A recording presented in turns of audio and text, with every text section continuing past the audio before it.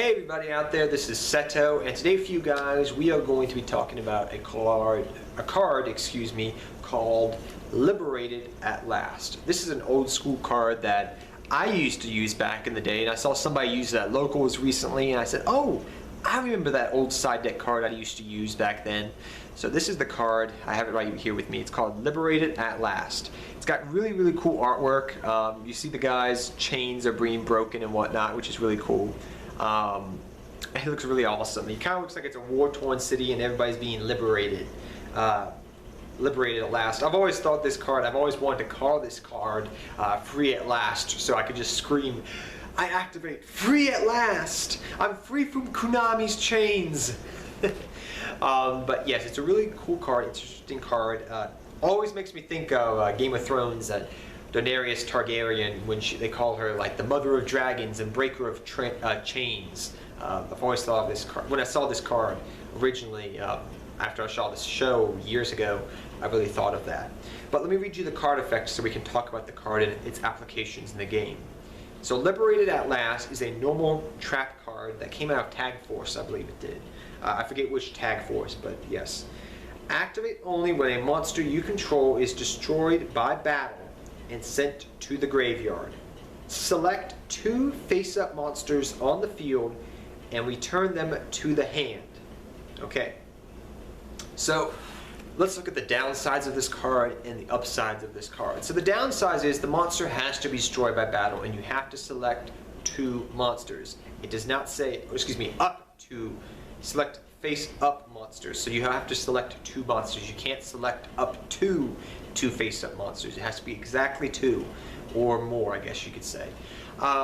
So those are some other applications you have to look at as a downside. The monster has to be destroyed by battle, so it's going to be a card that you activate in the battle phase and whatnot after your monster has been destroyed. Excuse me. And you have to have, the opponent has to have 2 face-up monsters at least.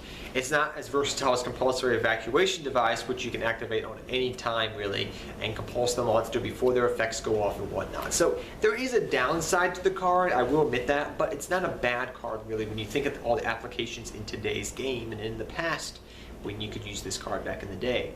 So some of the applications you can think of in the game of Yu-Gi-Oh! Today is, what do people mainly play? Pendulums. And what do they usually make with those pendulums after they've pendulum summoned monsters? They usually go for what?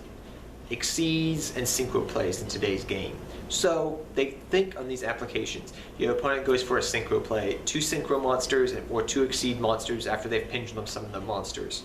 They attack, destroy one of your monsters. You flip this up. You flip Liberated at Last up. You compulse, because pretty much the card is like compulse. You compulse those 2 monsters back to the extra deck.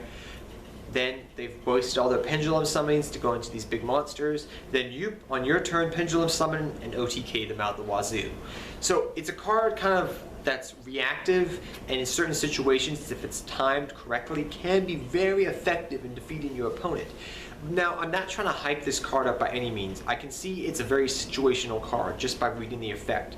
But from knowing this card, from playing this card personally in the game of Yu-Gi-Oh! And testing it online recently and just playing around with it in side decking, if you know what deck you're facing against and you know what you're playing against and you know their playing style and what they're doing from watching maybe game 1 or playing against them prior in maybe local settings and whatnot, you can put this card in your side deck, side it in game 2, and maybe win you a game, help you win game 2 and game 3. Play the card properly. I apologize I hit the tripod, guys, but beside the point, this is what I'm trying to talk about, guys. If you properly side deck this card in, it can be very helpful and very effective depending upon your matchup.